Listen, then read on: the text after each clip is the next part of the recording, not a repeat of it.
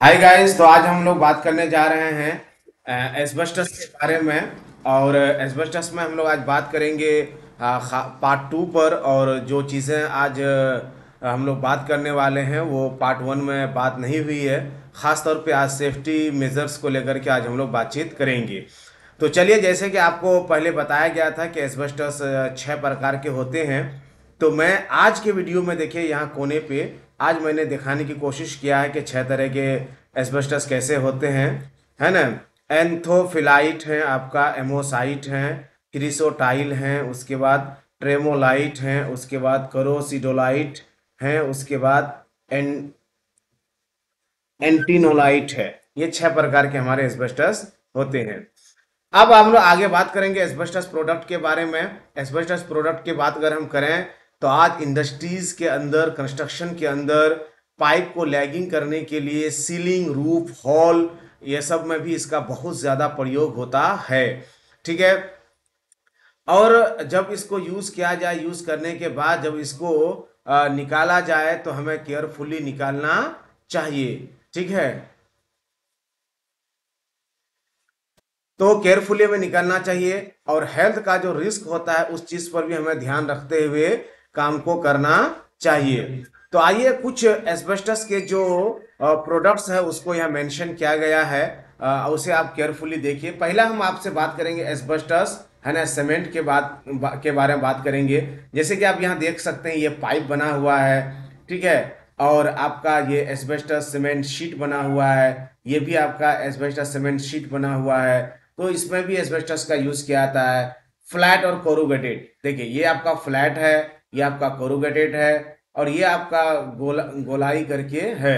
ठीक है। फ्लूस, boiler, water heaters, ये सब में भी इसका प्रयोग काफी होता है।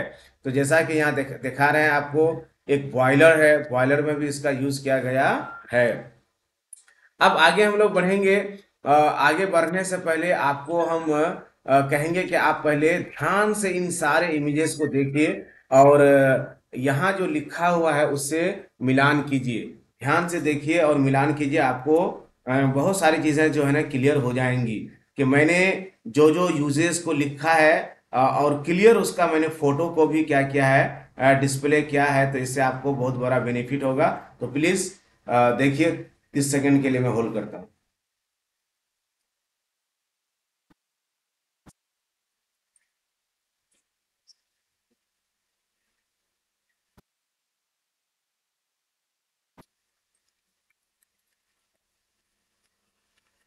तो चलिए, पहला मैंने वहां जो मेंशन किया है, पहला मेंशन किया है रेन वाटर पाइप या गटरिंग। ठीक है। रेन वाटर पाइप या गटरिंग आप यहाँ देख सकते हैं। ये गटर का पाइप है और ये रेन वाटर पाइप है। इसमें भी एस्बेस्टस का यूज किया जाता है। वाटर स्टोरेज टैंक में इसका यूज किया जाता है। देखिए, ये इस तरह के वाटर स्टोरेज टैंक है जिसमें इसका यूज किया जाता है। डेकोरेटिव एंड प्लास्टर फिनिशेस में इसका यूज किया जाता है। जैसे कि आप देख सकते हैं, ये घर का एक कोने का मैं एक फोटो खींचा हुआ हूं।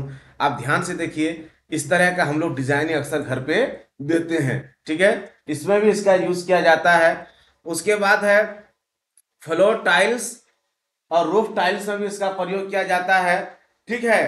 तो आप देख सकते हैं, जैसे कि ये फ्लोर टाइल्स है। ठीक। और ब्रेक क्लच और लाइनिंग में भी इसका यूज किया जाता है। आपको देख सकते हैं ब्रेक क्लच,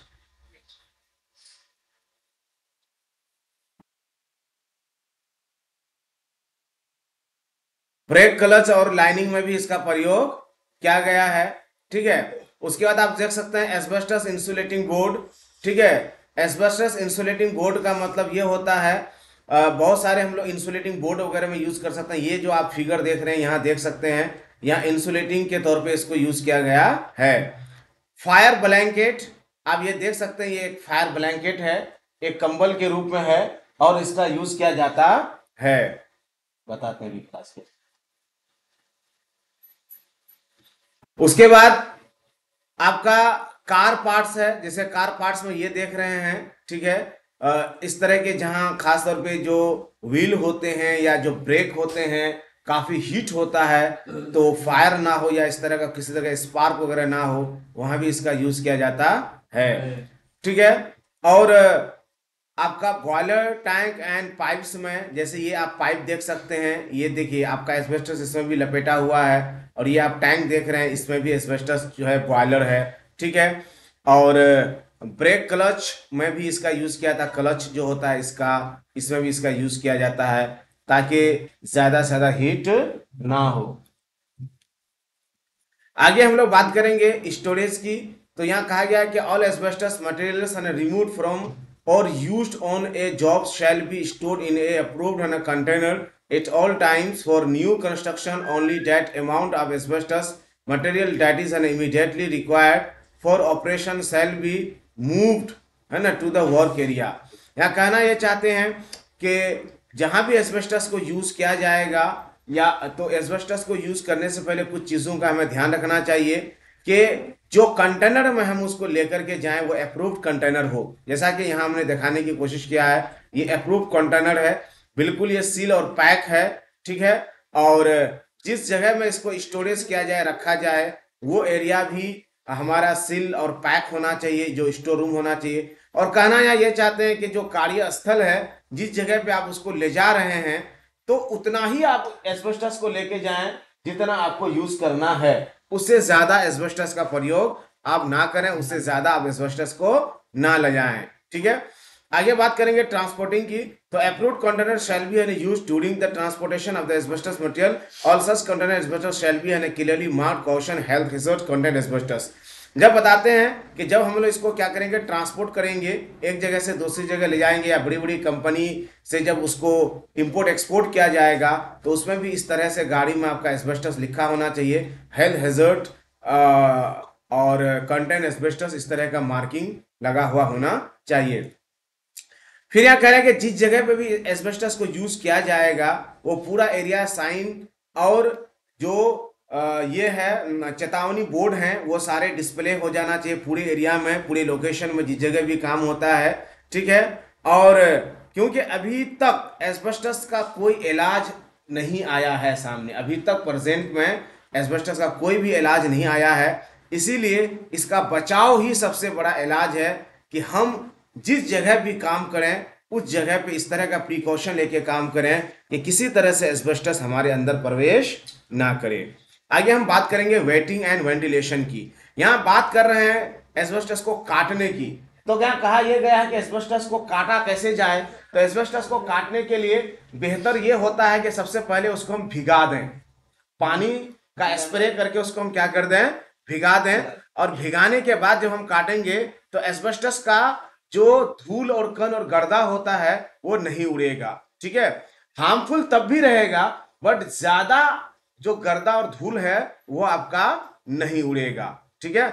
उसके बाद बात करेंगे कि इसको जो काटा जाता है किससे काटा जाता है, तो हैंड एंड पावर टूल से काटा जाता है। जैसा कि मैंने दोनों टूल्स को दिखाया है, हैंड से ये है ना आड़ी से काटा जाता है, और पावर टूल से ये जैसे आपका देख रहे हैं ब्लेड जो होता है, कटर जो होता है, उसके माध्यम से काटा जाता है। लेकिन जिस जगह भी इसको काटा जाए वो पूरा का पूरा एरिया आपका कॉर्डन ऑफ यानी बैरिगेटेड होना चाहिए, और बंद क्षेत्र हो, क्लोज क्षेत्र में काटें जहां हवा वगैरह ना चले, तो ज्यादा बेहतर होता है। अब हम आगे बात करेंगे प्रोटेक्टिव क्लोथिंग की। तो कहना यहाँ ये चाहते हैं कि अप्रूव्ड है ना डिस्पोजेबल ओवरऑल, ये देख रहे हैं ये डिस्पोजेबल है, ये आप देख रहे हैं एस्बेस्टस प्रोटेक्टिव किट है ये पूरा का पूरा। जब भी एस्बेस्टस से जुड़ा हुआ हम लोग कोई भी काम करेंगे जहां एस्बेस्टस हमको इनहेल करे या हमको एक्सपोज करे, तो इस चीज का आपको ध्यान रहे कि हमें एस्बेस्टस से रिलेटेड जो एस्बेस्टस प्रोटेक्शन किट होता है यहाँ जैसा कि हमने दिखाया है, कंप्लीट इस किट का प्रयोग करेंगे। और ये किट आपका वन टाइम यूज होगा, और वन टाइम यूज होने के बाद इसको फिर आप हटा देंगे, इसको डिस्पोज कर देंगे। Working with asbestos to ensure that a complete change of clean protective clothing is available for the start of each shift. और ऐसा नहीं कि आज जो कपड़ा यूज कर लिए या किट यूज कर लिए हैं फिर वही किट हम कल यूज करेंगे, ऐसा नहीं। आज जो यूज करेंगे उसको डिस्ट्रॉय कर दिया जाएगा, उसको डिस्पोज कर दिया जाएगा। अब आगे हम बात करेंगे कि कंटामिनेशन की। जब हमारा काम क्लियर हो जाएगा, कंप्लीट हो जाएगा, तो जो पर्सनल प्रोटेक्टिव इक्विपमेंट है जो पीपी है, उसके बाद काम खत्म होने के बाद जाहिर सी बात है जब वहां एस्बेस्टस को काटा जाएगा, सेट किया जाएगा, तो वहां उसके क्या होंगे, कंटामिनेशन होंगे, अचरा कचरा जमा होंगे। तो ऐसे अचरे कचरे को क्या कहा गया है कि ऐसे बैग में, इम्परमिएबल बैग में इसको क्या किया जाएगा, डाला जाएगा। ये देखिए डेंजर डेंजर इस तरह के बैग जो बिल्कुल सील होता है, ये किसी तरह से गलेगा या सड़ेगा नहीं, ऐसे बैग में क्या किया जाता है, इसको डिस्पोज किया जाता है। ऐसे बैग में सबसे पहले इसको हम क्या करेंगे, सारे पीपी किट वगैरह को, सामान को उसमें डालेंगे और इसको पैक करके जो एरिया उसके लिए बनाया गया है स्पेशल, ऐसे एरिया में ही ले जा करके हम क्या करेंगे, फेंकेंगे। अगला है all waste asbestos material and disposed clothing shall be disposed of in a sealed imperial bag और कंटेनिंग, है ना, containers, all bags and containers shall be marked caution health hazard contain asbestos. इस तरह का डेंजर डेंजर इस तरह का लिखा हुआ होना चाहिए, और वो बैग किसी सिलेक्टेड एरिया में या किसी गड्ढे में हमें फेंकना चाहिए, ऐसी जगह फेंकना चाहिए कि फिर वहां से वो बैग फटने उठने के बाद वो किसी भी एरिया में ना फैले।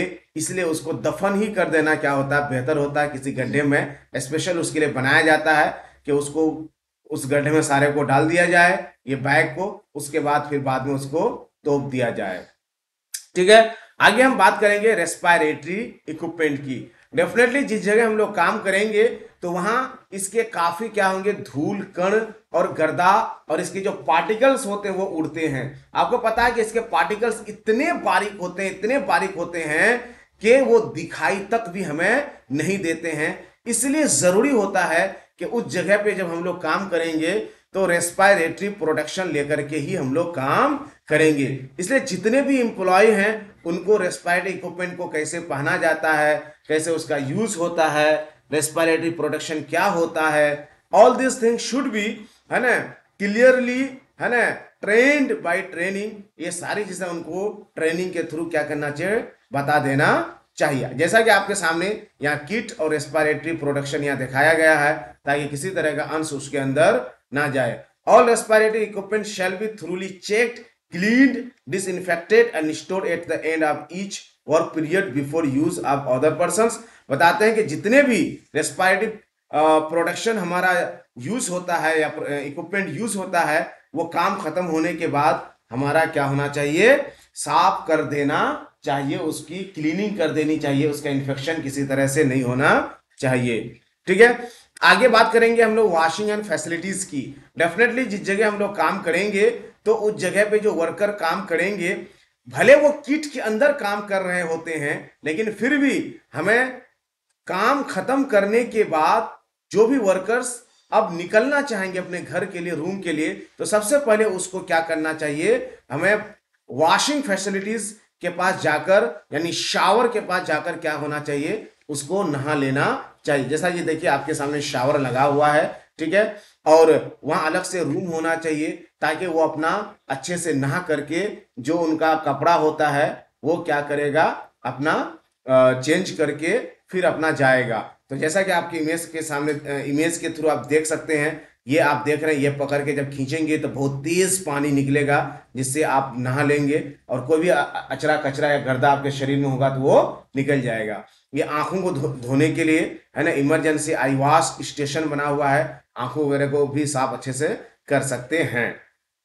उसके बाद यहाँ कहना ये चाहते हैं कि जब हम लोग वहां काम करते हैं तो dispose facilities for protective clothing वोन, है ना, during the asbestos work and separate accommodation for street clothing not, है ना, worn during the working hours। बताते हैं कि जो कपड़ा आप घर से पहन के आते हैं उसको अलग से खोल के रख देंगे, पीपी किट पहनेंगे, काम करेंगे, फिर उसको वो बैग में पैक करके सील करके उसको फेंकेंगे, नहाएंगे, फिर अलग से कमरा में जाके अपना वाला जो कपड़ा है उसको चेंज करके पहन करके फिर घर निकलेंगे या अपना रूम निकलेंगे। यानी ये complete safety rule and regulation को फॉलो करते हुए काम को करेंगे तो डेफिनेटली आपको किसी तरह की कोई दिक्कत नहीं होगी।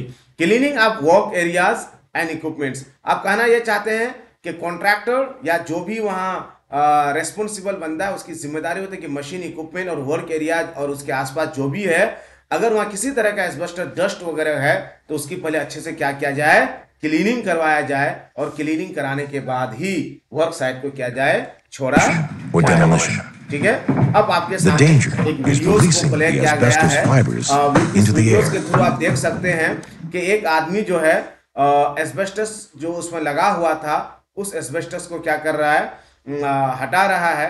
और हटाने के क्रम में आप देख सकते हैं कि किस तरह से एस्बेस्टस के कण निकलते हैं। ये इतना बारीक है कि नजर नहीं आते हैं और आप अंदाजा लगा सकते हैं कि ये किस तरह से फिर इंटर करता है सांस लेने के थ्रू और कैसे फिर वो श्वास नली के थ्रू हमारे लंग्स और फेफड़े में जाकर के अटैक करता है। देखिए ये आपको बिल्कुल जो है ना लेंस के थ्रू और इसको जूम करके दिखाया गया है, बहुत हेवी जूम मशीन के थ्रू और लेंस के थ्रू करके दिखाया है कि इस तरह से जब ये कण जाता है तो हमारे फेफड़े को क्या करता है, अटैक करता है। और फेफड़े की जो मांसपेशियां हैं वो किस तरह से डैमेज होना धीरे धीरे शुरू होता है और हमारे लंग्स को देखिए किस तरह से वो डैमेज करता है। और अल्टीमेटली आप जानते हैं कि ये कैंसर का रूप लेता है और कैंसर का रूप लेने के बाद इंसान अल्टीमेटली मर ही जाता है क्योंकि अब तक इसका इलाज नहीं है।